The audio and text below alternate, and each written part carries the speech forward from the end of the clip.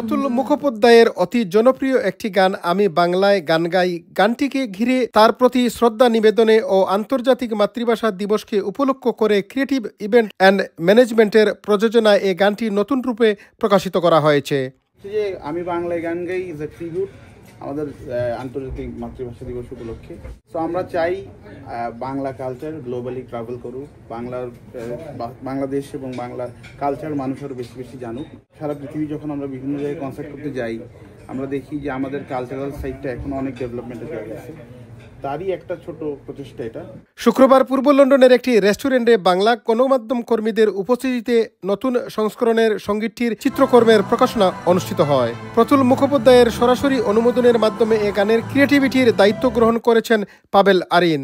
অনুষ্ঠানে creative event and ম্যানেজমেন্টের পক্ষ থেকে বলা হয়, লন্ডনে বসবাস করেও আমরা বাংলা চর্চা অব্যাহত রেখেছি এবং বাংলা ভাষা ও সংস্কৃতি যে বিশ্বজুড়ে এখনও জীবন্ত তা তুলে ধরাই তাদের উদ্দেশ্য।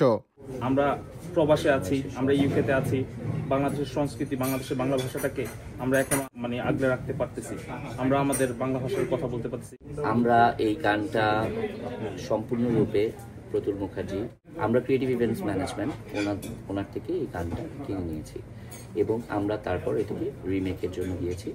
এর সঙ্গীত ভিডিওটির চেয়ারম্যান মোহাম্মদ রাহাত আমিনের উদ্যোগ ও অনুপ্রেরণায় নির্মিত প্রকল্পের সঙ্গীত অনুমোদন ও প্রযোজনায় পাবেল আরিন, কণ্ঠশিল্পী কনা, কুনাল, মাসা, ইমরান, রাহাত আমিন ও সাদি শাহনেওয়াজ। ভিডিও সম্পাদনা ও পরিচালনায় ধ্রুব হাসান, সহকারী ও প্রকল্প পরিচালক মোহাম্মদ মাহবুবুল হাসান, ব্যবস্থাপক মোহাম্মদ বাহাউদ্দিন, সমন্বয়ক শাহ মোহাম্মদ ফরহাদ, সহকারী ডিওপি অতনু আদিত, ধারণা শিমু তানজিলা ও মিডিয়া উপদেষ্টা হিসাবে ছিলেন Habibur Rahman. Chowdhury Murad, NRB TV news, London.